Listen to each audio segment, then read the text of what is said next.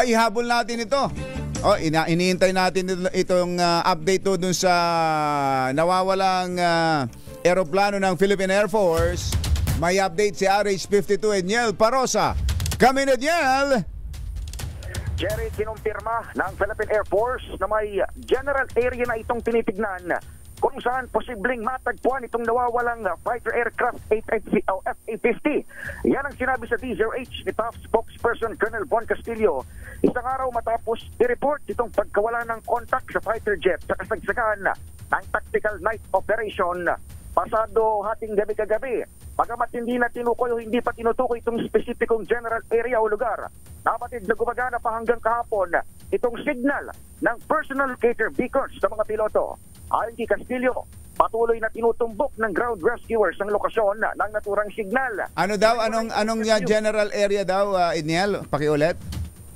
Hindi binanggit yung general area, Jerry, dahil ang binabanggit ng Air Force, kung saan mang general area yung tinutukoy, kung saan nakikita pa yung signal, maaaring ito ay hot area. Kung tawagin, ibig sabihin, maraming kalaban.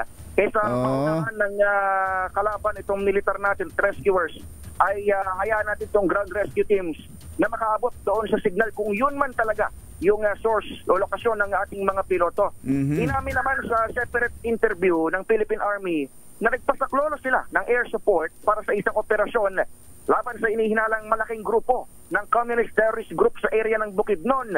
Pero ani ni 4th Infantry Division spokesman Major Francisco Gallardo Jr., hindi nila alam kung anong klaseng air asset ang ipinadala ng hukbong Pangimpapawid. Bago ito inanunsyo ng TAF na nawawalang isa sa 12 nitong FA-50s na nakatakda sana magsagawa ng aktibidad bilang suporta sa Unified Command.